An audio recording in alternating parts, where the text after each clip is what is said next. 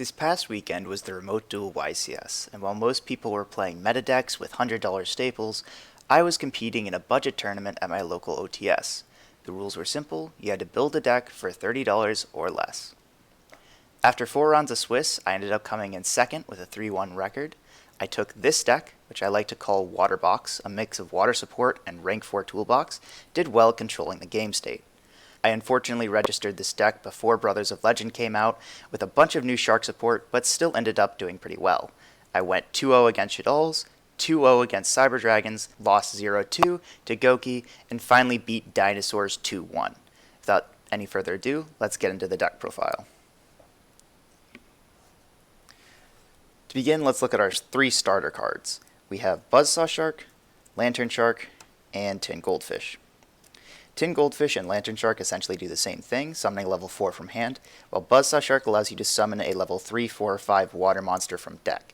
Now, Lantern Shark and Buzzsaw Shark lock you both into XYZ monsters, so that's why Tin Goldfish was useful. On to our free special summons.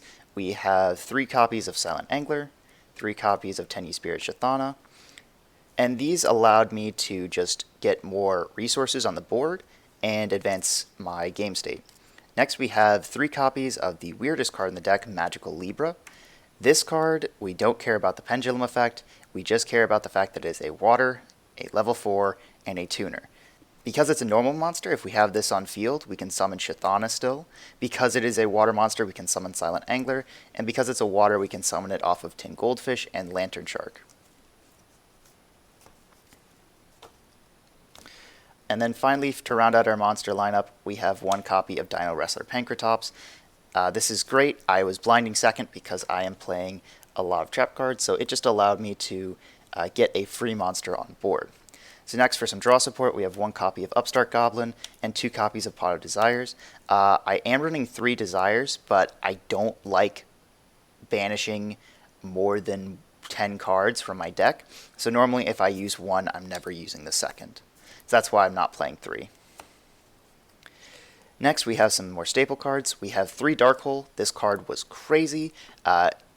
Clearing boards after my opponent sets up was just insane.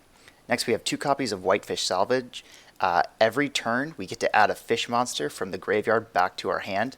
This just kept recurring advantage and allowed me to play even when I had run out of resources. And then finally, I have 2 copies of Mystical Space Typhoon. Great for clearing out back row and cheap enough to not make a big dent in the deck. A good number of people were playing Twin Twisters. I think I might play Twin Twisters for one reason that I'll show you when we get to the trap cards. So we have Paleozoic Canadia. This is Book of Moon and is a water monster, so it gives us more advantage if we end up summoning it back. 3 copies of Solemn Warning, which was crazy. It just did so much for the deck. It's basically stopping a normal summon against a $30 budget deck, just allowed me to win the entire game. 3 copies of Crackdown allowed me to steal my opponent's boss monster and possibly link or tribute them off. And then finally we have 2 copies of Starlight Road. I actually triggered Starlight Road off my own copy of Dark Hole, and that gave me enough damage to OTK sometimes. Now onto the extra deck.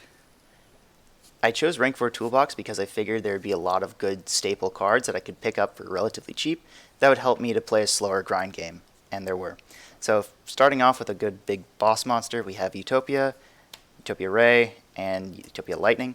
This only came up once, but it allowed me to attack through a very big boss monster, and this was against Cyber Dragons when they made Cyber Eternity. With Power Bond, it just had too much attack to get over, couldn't be targeted, so I couldn't steal it. So that just helped me play through a lot. Next, we had the main reason I played this deck, 2 copies of Drill Driver Vespinato and 2 copies of number 101 Silent Honor Arc. So Silent Honor Arc allowed me to just take any monster targeting non-destruction, and Drill Driver Vespinato, 2500 piercing and floats into a level 4, just insanely good. Next, we had our more staple cards. We had Baguska. This allowed us an emergency button. Time Thief Redoer allowed us to gain advantage and possibly pop cards. Tornado Dragon to pop back row. Light Dragon Agnister for more removal. Castile to spin. These 5 cards, just really strong, really powerful, really toolboxy. One of the few things I would change is I'd probably switch out Light Dragon for a copy of Abyss Dweller, which I didn't play because I didn't think there'd be a lot of graveyard effects.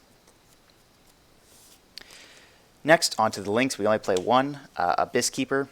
This is really good because we can link off a Paleozoic Canadia, and this allows us to summon a fish monster from our hand, which can get us into more effects if we've run out of special summons. And lastly, for our Syncos, we do play the one copy of Stardust Dragon, so we can use Starlight Road, and then we also use Adamancipator Dragon Rizite. This was an insane card, especially against Shadalls. It just allowed me to negate their fusion spells, and they can't really do anything without that. Onto the side deck.